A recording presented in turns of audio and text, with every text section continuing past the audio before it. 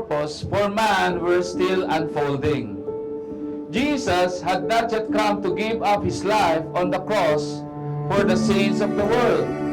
The church had not yet been established.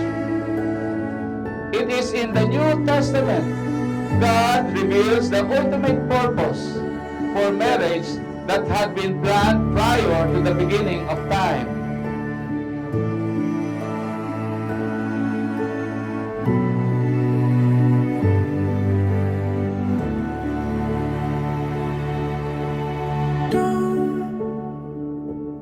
Tell me to calm down. Look all around us here. So Ephesians 5, Paul tells us there was a hidden truth in the verse in Genesis.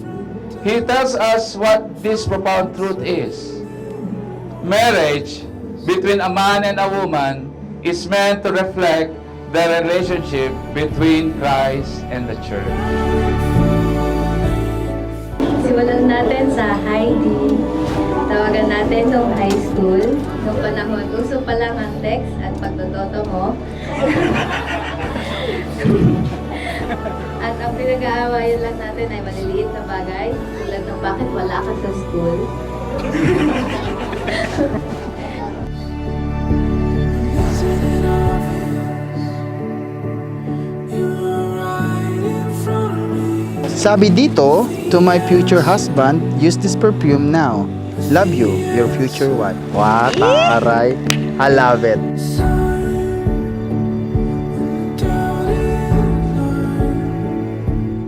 11 months after, ng July 2010, sinabi ko sa'yo na pag tayo ang para sa isa't isa.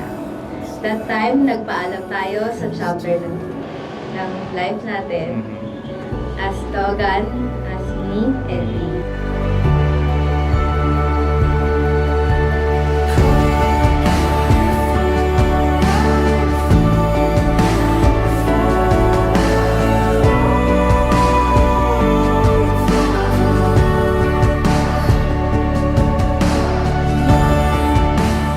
Ang panin ng moment na ito, bukod sa wala tayong past conversation, plus that night, hinatid mo ako sa sakayan. Sa sobrang lutang ko, kala ko ihahatid mo lang ako sa sakayan. Ang gusto mo pala, ihatid ako sa Boni.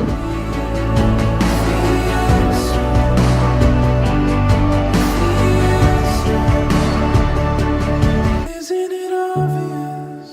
To my love, the day that we are waiting for a long time has come. Yan. Maraming nangyaring bagay bago natin nakamit ang puntong ito. Naalala ko nung ating unang breakup. Ha?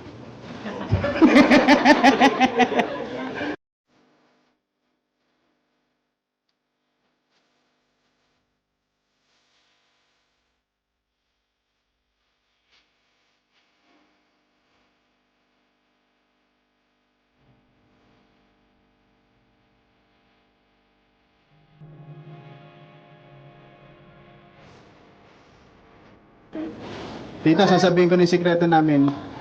Yung una naming kiss, high school.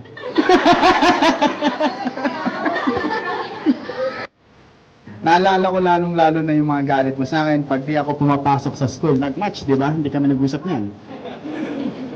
Yan, pag di ako pumapasok sa school, it feels so good kasi naparamdam mo sa akin na merong taong, yung taong nagkikare pa rin sa akin at that time.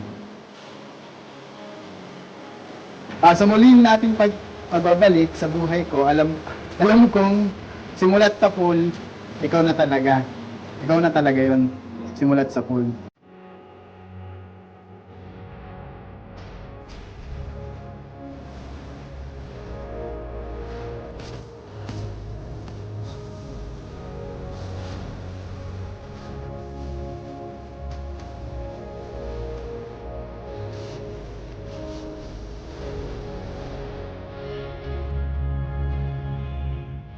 B, Buddy, Mars, Love, Papa.